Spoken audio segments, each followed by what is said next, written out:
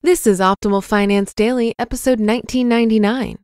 Why You Should Invest in Real Estate, Part 1, by ESI of ESI Money.com.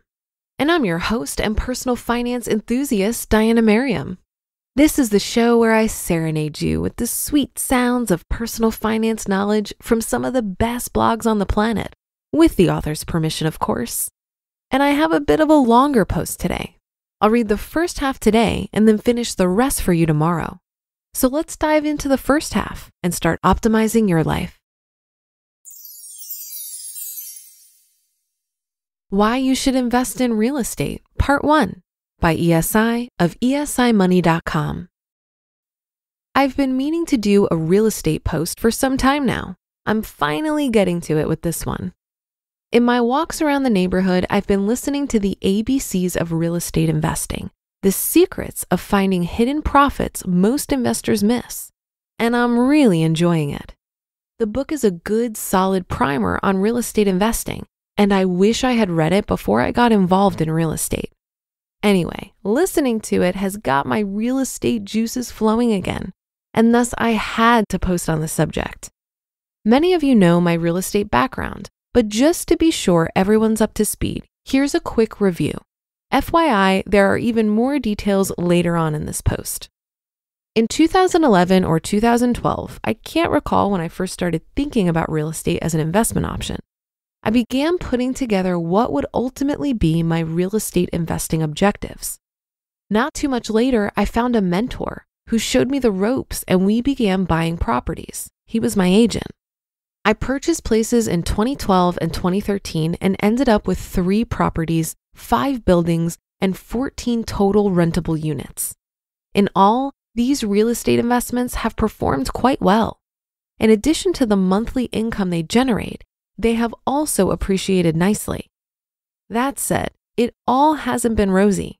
I made lots of mistakes, the biggest being I should have been more aggressive and bought more places, and have taken some cost hits.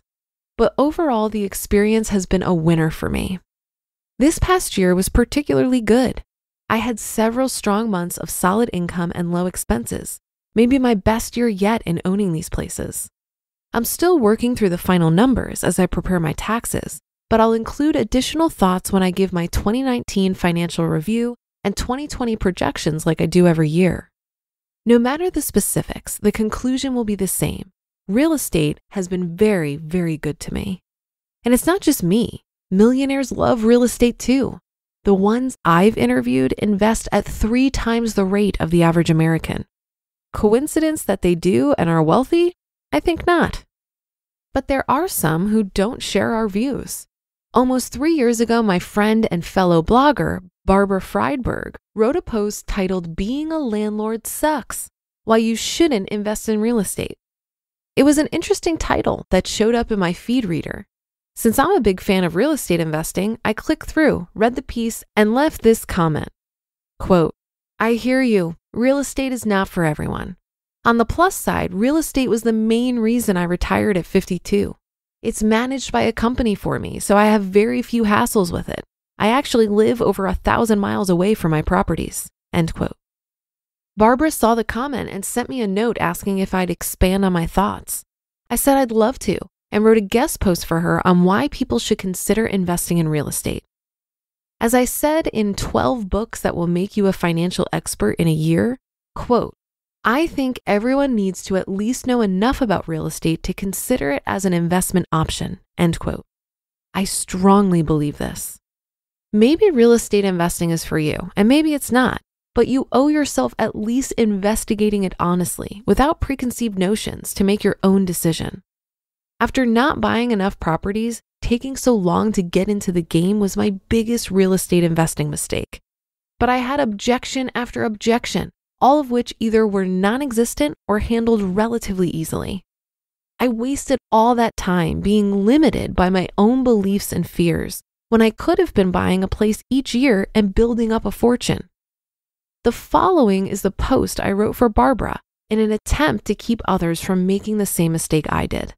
It's mostly as it originally ran, but with a few minor updates as noted. The downsides of real estate. Let's begin by addressing Barbara's concerns. Her objections to real estate investing basically boil down to this: lots of time and hassles.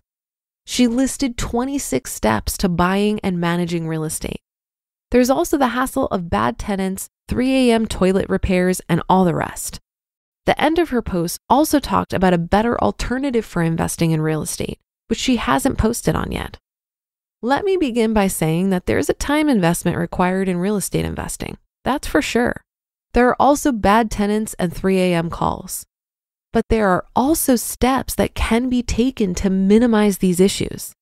Given the upside, I think real estate investing is great. I think it's especially great since it allowed me to take early retirement and not spend a penny of my savings. How real estate allowed me to retire at 52. Hear that on tomorrow's episode.